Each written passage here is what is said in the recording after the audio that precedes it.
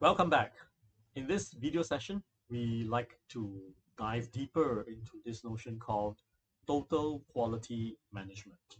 So that was the sort of last part of our quick historic tour, right, in the previous video session, that total quality management remains as the modern way of looking at companies uh, as to whether they are implementing quality management, as to whether they are treating quality seriously enough or not, right? So no longer is it that when a company has a designated QC manager, that's it. We are very serious about quality, right? So that is not counted. To be respected as a company who delivers quality, right? One has to implement total quality management. So what is total quality management, or TQM, right? So basically the words say what it is and still not very much telling everything. But let me just point you to the keyword, right? So TQM says that customer is the center of focus for quality. Let me just try to elaborate a bit to explain why this is rather surprising. So of course, as a company, when we make products, when we do business, we respect that customer is the one paying the money. So customer is king, customers' request must be met, right? So that we understand from the financial perspective. So yes, customer is the center of our business, right? Very important. But to say quality is, uh, you know, having its center the same customer sounds a little bit strange, isn't it? Yeah. So that is the reason why TQM is one on its own. It stands out by contributing this link that customer is at the center if you want to talk about quality. So what is this about, right? So it does sound a little bit nebulous, right? Quality, right? We all want quality. So what is quality, right?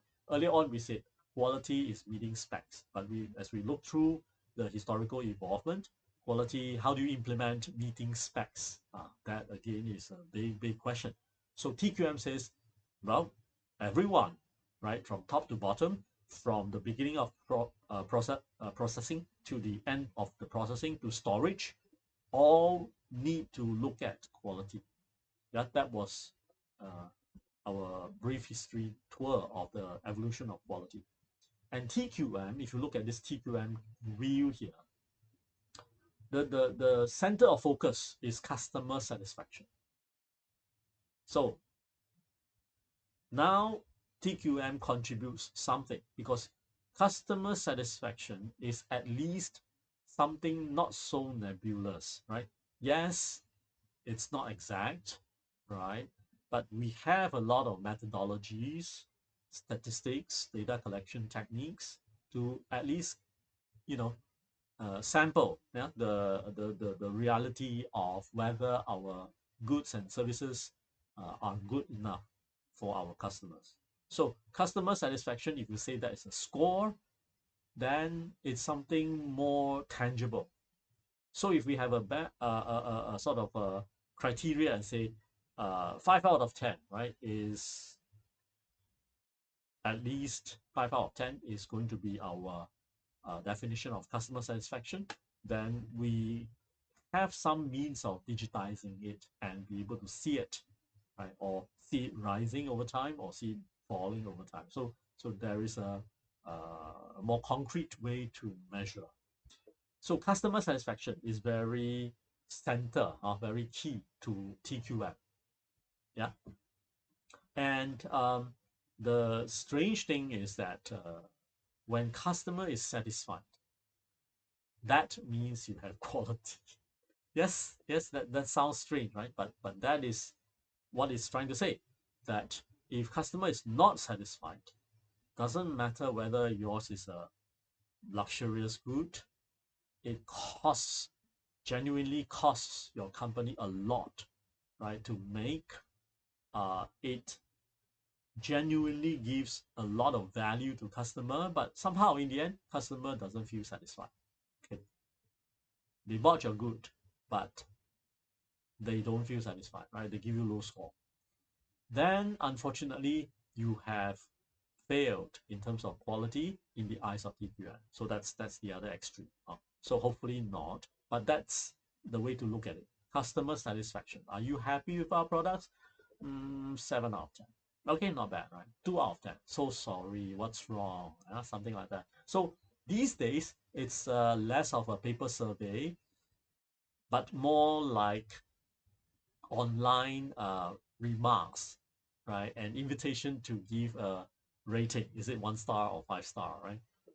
And if you go to, for example, Singapore Changi Airport,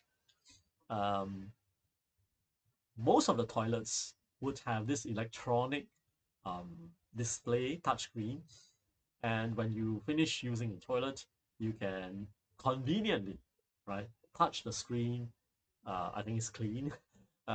Any of the stars. So it's always on display. Like there are 5 stars. You can click 1 star, 5 star, right? And that's to capture customer satisfaction right at the most convenient moment, and while the customer is still fresh with the impression of the service and facility that Changi Airport has just delivered. Okay, so if you press the 5 star, the electronic display will register that, and then of course it can do a lot of statistics, right, averaging over time and all that. Peak quality, 5 star tends to happen on weekends, for example, right? So they can do all the analysis of data, and that is to basically um, illustrate one example of capturing customer satisfaction uh, at the convenient place, at the convenient spot in time and location. So if you do that, then you can capture genuine customer satisfaction.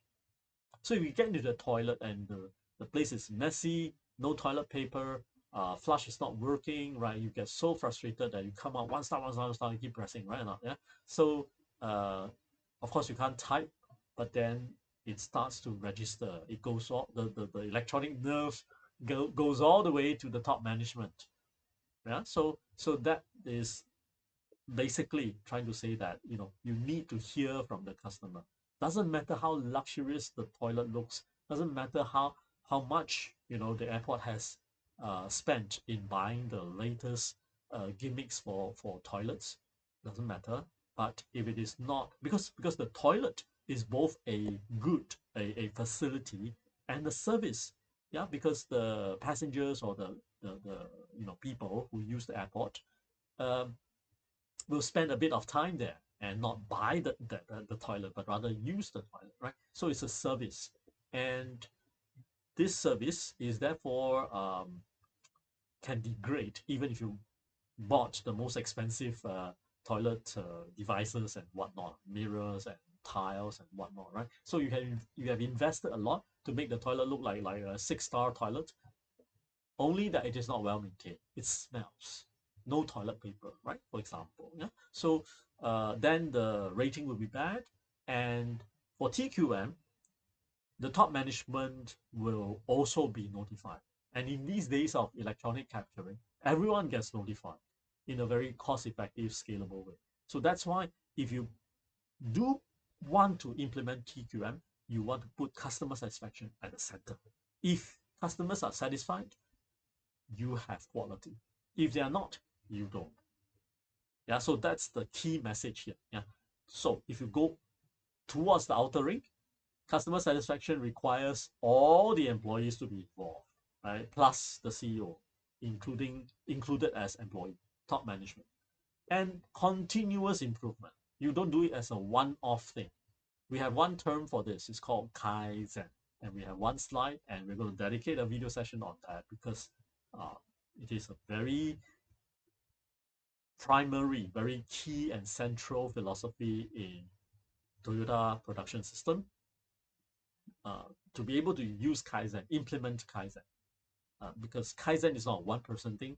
Kaizen is not a one-time thing. It's an all-employee kind of effort throughout time, as long as the company lasts, right? So that's why we will elaborate a lot more. So customer satisfaction requires all members on deck, right? All the hands on deck all the time, right? Keep improving so that customers are continuously being satisfied. And that goes a lot with the services as well. So if you look at iPhone, for example, it was selling well with iPhone 3. Why doesn't Apple just keep on mass producing iPhone 3 for decades? It's already successful. Why don't you keep selling? No. That's why you need continuous improvement, right? So you need to keep on pleasing the customers. And that's not because of the electronics, the chips getting faster, so you want higher CPU. Yes, that's part of it. But at the core of it also is that there are new features being added, right? You want to keep pleasing the customer. You want to keep customers satisfied that Apple is a very top technology company, right? So place customer satisfaction in the middle, at the core. And then if you go further out in the ring, you see service product design. We talked about that, right? So the quality has to be designed into the specification itself. If you look at Apple, for example, the iPhone, right? The choice of the material. Steve Jobs is very famously, shown with the introduction. Look at this cover, right? It's titanium, or the alloy and stuff. Right? Look at the screen. It is they didn't say bulletproof, but crack proof or whatnot. Yeah, so it is high quality touch screen that is not just providing touch. It is very solidly made that if you use for daily use, and sometimes the daily use can be 3G kind of impact, right? So if you drop on the floor, maybe it's 7G kind of impact, and it can easily crack most screens if you don't choose the material that goes into the design of the product. So choice of material also part of the design. Are you going to use cheap plastic, or are you going to use very strong but light titanium alloy? So those are the specifications, right? But then if you want to please customer, you don't want customers to always buy an iPhone that always cracks, and then they have to buy new ones. That kind of hold you hostage way of making more money is not going to work, right? Rather, I will please that means Apple's customers, by an impressive design, one that is very robust, that can withstand out of accident. There was an actual iPhone that fell from the sky, right, from a plane, uh, and it dropped all the way to the ground. And I think the reporters were showing it as still functioning. The clock is still running, right, and the screen wasn't cracked. So that was like one kind of example. Was Apple trying to make this kind of advertisement? No, but the service and product design was so good, with so much quality, right? That when accident like that no one will even blame Apple if the whole thing falls apart right now. And yet it didn't. That's like the best example of quality built into the design, because choice of material also goes into the design. Because if you choose a very um, robust, hard to crack touch screen, it also likely is made up of very hard materials that will be very difficult to integrate. Whether you want to tighten it, you want to screw it, you want to uh, um, glue it, it will be difficult, yeah, to gel with other materials. That's why it's so hard, it's so robust. And so why make yourself so uncomfortable and increase the cost of production, right now? But Apple says no, ours is a premium quality design. That's the way to think about quality. Okay, so Apple could have chosen something that is like 1,000 times weaker, something that's very strong, robust, drop on the floor, it won't crack, but fall from the airplane to the ground, surely any other phone will just fly into 10,000 pieces, but not iPhone, right? So that's a very powerful, unintended advertisement for Apple's quality design. I like this example a lot because it tells a lot. right? Because they do implement the quality even without people telling them so. And that's the sense of treating customer satisfaction as the center of their achievements. Problem solving tools can be theories, right? Can be technologies, various things. So for example, optimization is a tool, and using Excel, using R, using ChatGPT to solve certain engineering designs and whatnot, they are tools, right? So using tools. Benchmarking. Are we setting too low a standard to call ourselves total quality management, right? For example, if we are running a hotel as a service, right? Hotel is like toilet. Yeah.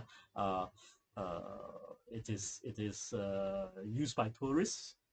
You occupy the room for a short term, and you develop some sort of a feedback, right? Whether you like it, not like it, for what reasons.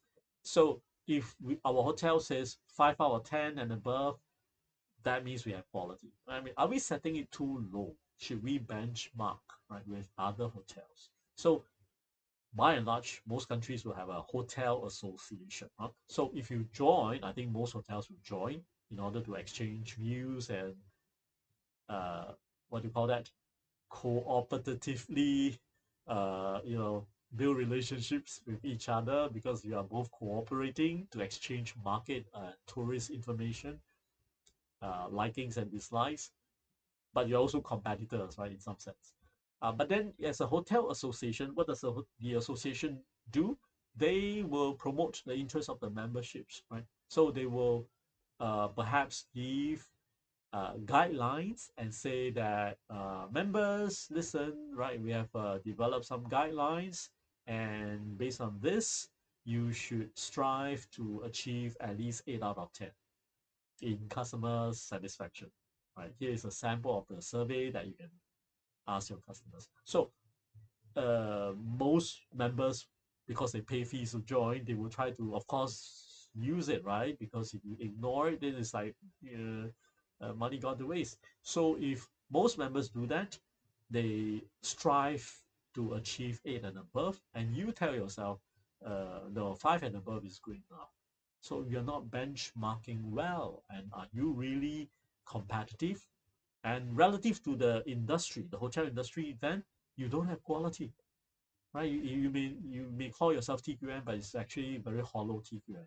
Okay, so benchmarking, uh, purchasing. So purchasing, it's got to do with the internalizing the quality from external parts. The famous example is what I've described before about Toyota's cars, you know, the airbags causing actual accidents in US. Now, when these accidents occur more and more frequently and are all on Toyota cars, what are these accidents? These accidents are that when there is an accident, the airbag did not open. And so the driver either was fatally killed or suffered severe injuries that could have been avoided had the airbag worked. So if many of these things happen because of airbags and are all from Toyota's cars, we should look at it seriously, right? So that was the problem. And what happened? After investigation, Toyota had to admit that, yes, so sorry, right? It is our fault. When actually it is the fault of the airbag supplier. Of course, Toyota is responsible, right? It is our fault, and we will do the exchange, and we will go through the insurance claims and procedures, right? We apologize, and then they will have this hallmark uh, uh, uh, saying sorry in the Japanese film. And the whole idea is about purchasing here is that they imported the defective designs, the lack of quality from their suppliers, the airbag suppliers. Okay, so the way Toyota works, like most big companies, they have to, of course, uh, go through some inspection, right? Are you credible? Are you reliable? have some trial working relationships, right? And then finally doing big business and then long-term big business. So this airbag supplier is no stranger to Toyota. So they have built up long-term working relationships. And of course, Toyota, we are studying Toyota production system. What about the suppliers? They better even study more, right? So of course, this long-term airbag supplier of Toyota also understands Toyota's concerns. We will have quality at our center. We will have quality everywhere, right? So initially, of course, Toyota will check on the supplies. But after a while, after also knowing that this supplier is a very good student of TPS, then somehow you don't need to waste time. Remember, because if you waste time on a quality supplier, isn't that a little bit moody? Like you're overburdening your QC staff to check on something that is well known to be reliable. But that was actually the problem, the fatal problem in some sense, right? So because they just take the airbags, systems, and units installed, or when it is delivered just in time, Toyota installed.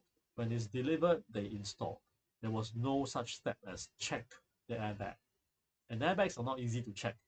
It's a destructive test, right? If you kind of give it a 5G hit, the airbag does deploy, but then that's it. The unit is gone, right? So how do you check? You can do a random sampling, but still it doesn't mean that that particular unit is working until it doesn't work. So they will take and install, and as it goes further down into the production line, the defective design or defectively produced airbag systems also become Toyota cars defects. And that was the main and very serious problem, right? So when you do purchasing, this is more talking about your upstream, your suppliers. You want them to also have TPM. So this is the case for many big MNCs, right? So they will insist that their suppliers are these days they might say you are ISO, right? You are ISO certified. You follow our quality manuals. You have gone through our courses. So they will insist. They will require.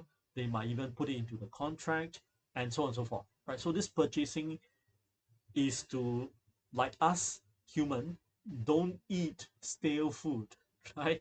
Don't eat poor quality food. Don't eat stale food. So when as a company, as a production line, don't import defective components, yeah, and then build it into your system.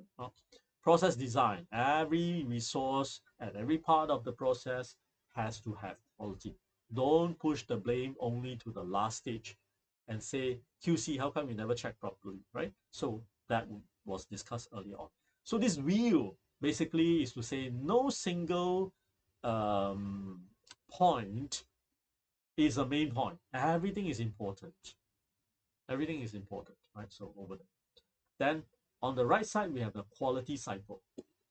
Cycle simply means continuously, never ending, right? So uh, it's not a flow chart. There's a beginning, there's an end, finish, then you have quality, and that's it. It's there forever. No, all right. So you have to like keep looping forever. And you start with the customer. Customer generates the needs. Marketing sends the needs, describe the needs, translate them into engineering specifications. Engineering side take those specifications. For example, customer might say, I want something light that I can carry and maybe put in my backpack, so it means it has to be light. Light means how light? Put a number to it. Or less than 1 kg. No, still too heavy for ladies. So less than 500 grams. Okay, fine. Yeah. It can be put in the backpack. For guys, fine. But for ladies, let's say we are talking about a power bank, right? So a power bank, for guys can put in a bag, in a backpack. But for ladies, maybe it's the ladies' bags, right? So we would need the power bank to be thin and let's say no longer than 15 cm by 12 cm. You know, you put some real numbers, translate those nice to have adjectives into numbers, and then engineering love number, right? So engineering guys, they will take those numbers, then they start thinking, all right, so in this kind of small space, and it has to be light, then we must make sure that our casing is super light, because the lithium material, right, the battery itself, the core battery itself will be very heavy, this and that. And because it's very heavy, we better make sure our power bank is going to be no more than 10,000 milliamp hour, right? Something like that. Okay, so you kind of specify even more, right? And then you translate those designs into quality specifications. So you want light casing. So how light is light? Should it be metallic or plastic? Right? Metallic, there's a chance that it might, you know, short circuit. So let's make it plastic. Okay, fine. You know, so there are other things, other concerns that engineers will put in, right? The safety, the electronics, it has to be quick charge or no quick charge. Quick charge, a bit expensive. Fine, we'll sell it as premium. Then there's a no quick charge and so on and so forth, right? And then you have operations, the part that actually produce that power bank, and they themselves will add in more specifications for the purpose of production. Also, how much materials are we going to buy? What is our capacity, right? What's the flow rate? What's the flow time? And the packaging, how many languages should be printed? Our manual, who's going to write the manual, and everything. So you put in that, but you also monitor the quality. Then finally, you have the product, right? And you start selling, and then you start to listen. The customers all love it, or they all buy from competitors. Very few people buy from our products. Why? Okay, so you need to listen again, and then, oh, because our product actually did meet all the specs that marketing gave, but customers prefer to look at the power bank not as a functional need, but as a lifestyle kind of product. So customers don't want a rectangular looking box, right? That is more like a brick that they are carrying. So they want it to be something that has style. Oh, okay, we missed that, right? So, for example, okay, so then you listen carefully and you go through again the cycle, and the next generation of product starts to have, very interesting design. The color, your power bank is no longer just gray, one color. All right, it comes with uh, rose gold, comes with shiny silver, comes with light blue and rainbow colors, right? Oh, it starts to flying off the shelf like hotcakes, right? Okay, good, right? We got it, right? So that is the whole thing. But you got it, competitors will also copy. So how can you be always one up against your competitors? But here we talk about quality, right? TQM doesn't look so much at the competitors, but rather more about you. Are you a solid fighter or not, right? Don't just look at other people, right? Look at yourself. Build up your own power, your own kung fu skills, right? Then you are a solid fighter. Then you can compete. So TQM is not a management tool to talk about strategy and competition and all that, right? So TQM is all about building up yourself as a fighter, as someone with quality, as a production powerhouse with quality. Next, we want to talk about briefly, all right, quality and financial performance. So we talk a lot about quality, right? So total quality management. Make sure everyone is uh, aware that quality is at the center of everything. Customer satisfaction is important. So there's a lot of extra costs, right? There's a lot of extra work, extra cost, maybe slowing down a little bit for quality monitoring, uh, adding more monitoring tools, maybe even having a team to analyze the massive data that is being captured by all these monitoring tools. is that going to drive down our profit? Are we like spending money for just to say that we have quality and then at the expense of our profit? Quick answer, this part, right? Basically, right? So quality is always good. You must say that in this course. And you should do that in real life, right? Because it is a known, uh, both in academics and in real company performances. When you have quality, when you do that all the time, you don't have a one shot, one product that is very good quality, but then the rest are all poor quality, right? Because uh, if you gain yourself this unthinkable name called the worst product company of the year, right? Then it sticks, right? And it is very hard to remove that. So if you keep having quality products, example Apple, right? You keep having quality products, then it is true that in general your profit will increase.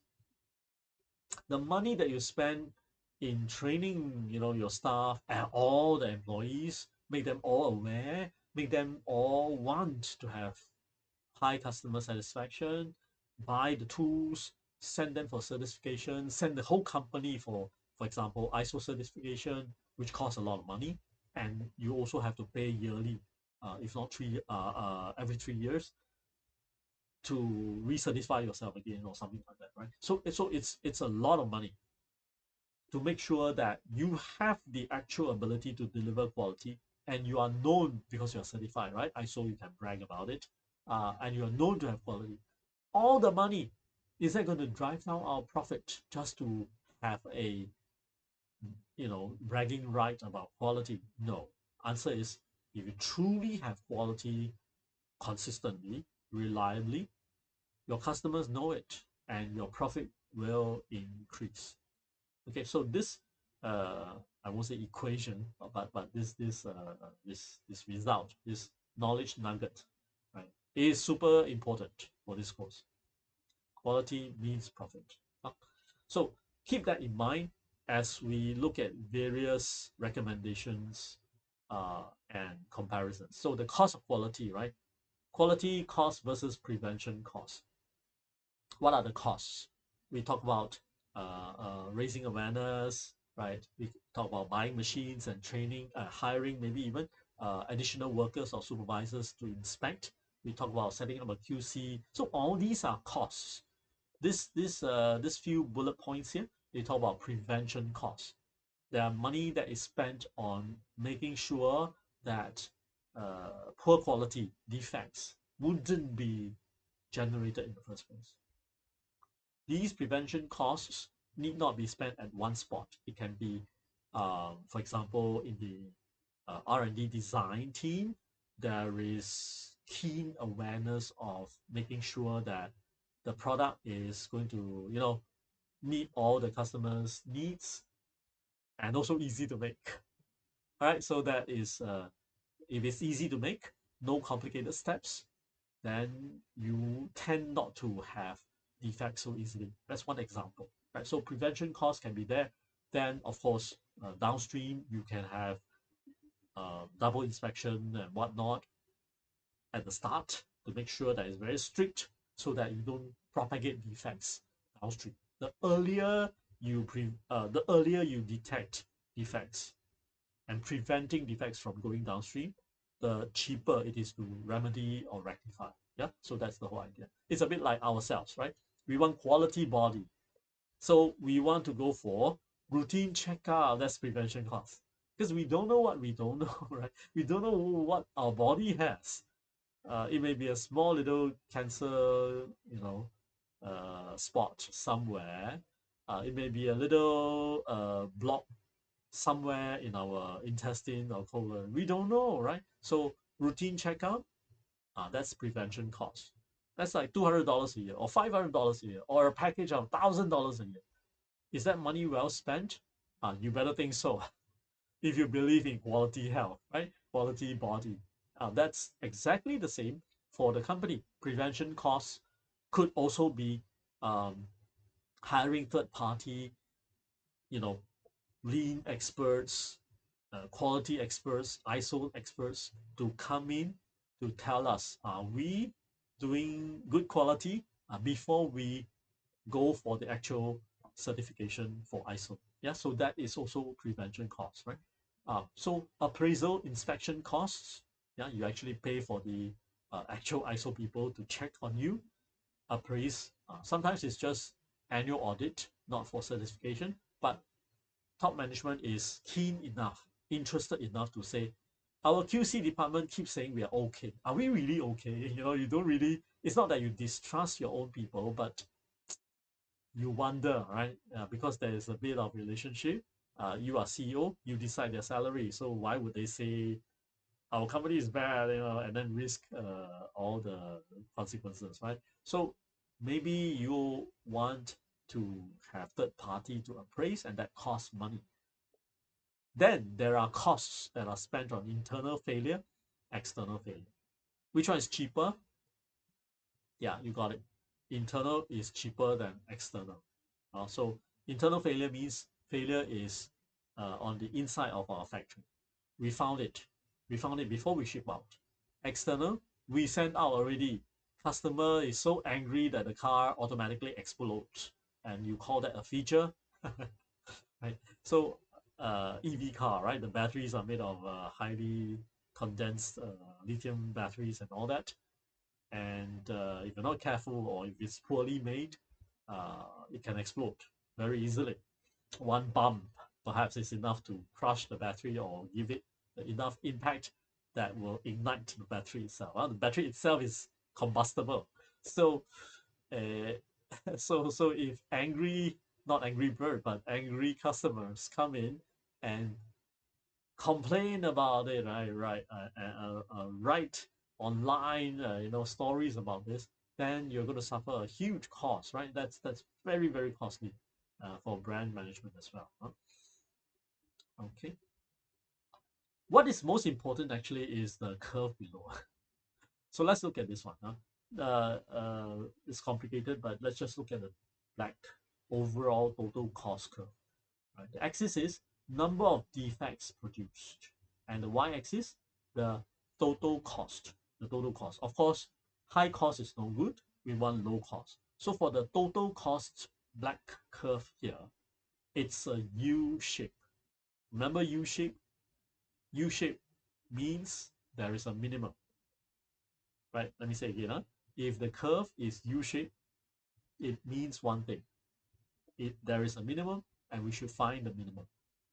And that's what theory tells us, right? So this theory here, the link is the formula between the quality and the defects, right? The total cost and the defects says that it's a U-shaped curve. So we should aim for certain few numbers of defects to be produced. Graph showing minimum cost, best to minimize defects in most cases. So we minimize the defects. Okay, what do you mean by having some defects? Why don't we, attempt to remove all the defects all the way down to zero? Now, it's like going for your health inspection, all right? And then you do X-ray, you do MRI, you do eye check, nose check, mouth check, tongue check, throat check, lung check, heart check, liver check, all organs check. Each check, I don't know, some maybe 1,000, right? Some maybe 200, some maybe 500. So if you add in all the 100 organs and parts on your body, I think more than that, but let's just say 100, and each check is averaging $300. So 300 times 100, right? $30,000. Very costly, right? But then you say, I need to know all my, body organs are all working, plus my blood, right? And you know that for checking blood tests, there are different. You can request for several tens of different tests for viruses, for vitamins, for uh, blood content, for cholesterol, for various things, right? So all in can be $50,000. Are you going to pay that for your annual health check? Again, money, right? Yeah, money. So yes, you can eliminate every single thing, every single possibility everywhere on your body, right? In the blood, in the brain, in the eyes, in the heart, in the lung. You check through everything that modern medical standard can possibly deliver. $50,000 every year. Then you say, okay, now I cancel this one, I cancel that one, right? Yeah, because my budget is just $600. Same thing here, right? So if you want to, for the company to remove all possible defects, sure, have laser machine here, a $20,000 inspection machine there, hire several people and this and that. Right? Fixed cost is $200,000. Annual maintenance cost another $60,000. So super sky high right now, yeah. And even if it's MNC, you are not going to do that because that's for one production line, and you have 100 production lines. So, no.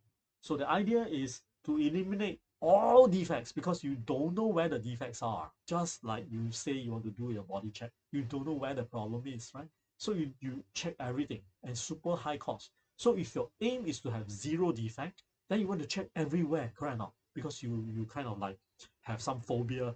Defect can be here, defect can be there. Let me check, let me check, let me check. And that means a lot of costs. The cost will go sky high. But if we can say that, on average, right? On average, each production line um, commits a little bit of defects, we can accept that, right? Maybe 3 out of 1 million, like using Six Sigma kind of scale. Huh? So 3 defects, 3.4 defects out of 1 million units, flow units being produced, we can accept. Or lower, we can accept. Higher, we should do something. We should take action to reduce it some more, but never aim towards zero. Okay, so that's the U-shaped minimum point that we are talking about. What happens if you don't hire QC personnel, you don't have inspection machine, you don't annually appraise yourself, and then no annual checks, right? So what if you do that? Well, it may be surprising. The defects goes up because Murphy's Law. If you don't check, you don't eliminate, you don't test, they will be shipped out to customers who will check, who will find out, right? And then there's angry bird, right? Angry customers yelling, screaming, and then you got to, either if you're responsible, you say, okay, 1-to-1 exchange, plus the brand damage, plus the frightened away customers, potential customers, right? So the total cost, adding those lost sales, can be very high. That's why it's a U shape, right? So aim for the minimum point. Now, usually students will say theories don't come in useful after we graduate, but this is where theory gives us the insight of that. Don't aim for zero. That's too idealistic and impossibly expensive in real life. Of course, you don't want defects to grow, so aim for the minimum defect. Not minimum defect, I should say minimum cost. Aim for the number of defects that will give rise to minimum cost. Yeah. And if you're lucky, that minimum cost also gives us lesser defect. And if we're lucky, right? And that's the idea. Now, on the right side is that normally we have this black color U-shaped curve. Yeah. With the use of technology, we can improve the quality while also reduce cost. Let's look at the x-axis here. That means technology forces down the U shape diagonally left. Diagonally left. And what does that mean? That the number of defects, in fact, the minimum number of, is it minimum? The number of defects that give rise to the minimum cost all gets lowered, and the minimum cost also gets lowered if you use technology. That's what it says, which is double happiness, right? Because we want on the x-axis to go towards the left, towards zero, right? While the cost, that is the y-axis, to come down. And this U shape being shifted, like what you see in the sequence here, right? to the gray, light gray, and then the darker gray, towards the diagonally left and downwards towards the southwest direction. That's a double happiness good news, so that you both enjoy lower number of defects, which give rise to a minimum cost that is also tremendously reduced. Okay, of course, provided the cost of that technology shouldn't exceed this difference, right? Otherwise, you are like spending more money to save lesser money. But maybe you still want, because you will enjoy perpetually lesser number of defects. Perpetually is more like theoretically, but then for a good long time, smaller number of defects, isn't it? Yeah. Yeah. So like maybe for the next 3 years, 5 years, you will have smaller number of defects than if you don't use technology. So even that alone is the happy news. And even if the cost is larger than the savings here, the vertical savings here, uh, management who is serious about it will think really seriously to still use the technology, right? So what are those technologies? Um, Depends on the industry and the good you're producing, right? So for semiconductor, you want the wafer, right? The one wafer has many small little chips, the core of the chips, before the spider legs are being extended to the packaging. So one wafer, one wafer, not the ice cream wafer, but the one wafer, one round plate contains, I don't know, let's say 100, right, cores. And there is this notion of yield, because at that tiny little nanometer scale, not all the 100 cores will be functioning. So if you have one little atom that is out of place, that CPU, that memory, that GPU will be malfunctioning or unreliable. One of those calculations is wrong, and we don't know, right? So you want a technology to inspect each and every chip, but you cannot run it because it's not connected to a computer yet, right? So you might want a camera to check whether the produced core, right, the complicated looking, light diffracting kind of core, follows the pattern, the expected pattern of a completed chip product. And of course, these days, it's no longer just camera and comparing with a standard pattern.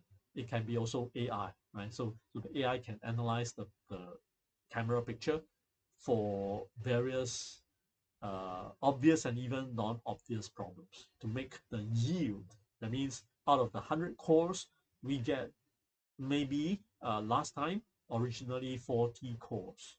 That's like, okay, yeah, that's the industry standard. With this technology, with AI detection and all that, and install upfront, so that downstream you have better yield, then we can get 60 cores out of 100. Not bad, even better, right? And each core is selling very well. So if you're making AI chips, GPUs, and whatnot, that improvement in the yield will help a lot in your capacity, so that you can produce a lot very quickly within short time to meet the high demand for AI GPU chips these days. And then you win, because once people have um, these AI skills and all that, and the technology matures some more, competitors and the whole world will move on to other technologies, and then this may not be very selling anymore, right? So you want the rapidness of being able to use technology. And so that's the idea here, to interpret this chart. And how quality contributes to profitability, very much the details depends on the sector and the particular company's execution ability. So it's complicated. But here we're just quickly looking at the from the lean perspective, right? Quality, design, and conformance, right? So we have waste going downwards, productivity going upwards, value contribution to the customer going upwards if you have quality. So why this works is because mainly of this. And when waste goes down, waste in many ways, right? So if the defect is detected upstream, then you don't waste time and additional raw materials to make this defective product all the way down to realize it's wrong, throw away the whole thing, right? So you reduce waste, thereby reducing costs. And of course, I'm just giving one example of waste. You also have less manpower wasted, um, less complaints from customers, and so on and so forth. So all in the magnified consequences due to a defective product being shipped out due to lack of quality will be saved when you when you increase quality and experience reduction in waste, yeah, thereby reducing costs, thereby increasing asset utilization. Asset here means people, resources, machines, right? Asset utilization. It also means money. So you don't use that money for legal battle with customers, for compensation, one-to-one exchange. Sorry, right? For paying insurance fees, for paying coupons or vouchers to appease customers because your brand is damaged, right? Asset utilization increases. That's good. Productivity increases because your cost goes down. Therefore, per unit dollar gets you more revenue, more profit, right? So productivity, whatever measure you use as productivity, tends to increase, right? Maybe it's marginal, but still increases. And your margins, your profit margins tends to go up because you're not going to manufacture waste to be thrown away or to be sold to customers, and eventually it boomerangs back for 10 times the compensation and the costs, right? Value to customer goes up. Customers love your product. So they buy more. And by word of mouth, you increase the market share. Friend of friends will buy, right? And whoever posts to LinkedIn, Instagram, and Facebook will make your product fly on its own. So it swamps out competitors that this is a premium product and really good price, then market share increases. And of course, you sell more. So revenue goes up. So it's like all the happiness things come in if you have quality, if you have love, right? If you have love, then everything is happy. Yeah, so that is the whole idea. Think about it, right? So if you are healthy, then all the good things come. It doesn't have to be $1 million salary. It can be that you really enjoy outdoor activities and you are capable to enjoy outdoor activities, right? If you have a healthy body, you can eat anything you love. You don't have to, I cannot eat this, I must avoid that. Oh, I have a tendency to, doctors say I have a tendency to become diabetic, so I cannot eat this, I cannot eat that. Quite not so happy, right? Yeah, I mean, it's a not so enjoyable situation. So if you are healthy, right, then you have quality, then you have quality body. So same thing here. If you ever don't understand why does quality help the company, any company, think of why does good health help me, right? Immediately your answer comes up. That's all I have to say about this. Thank you very much, and I see you in the next video.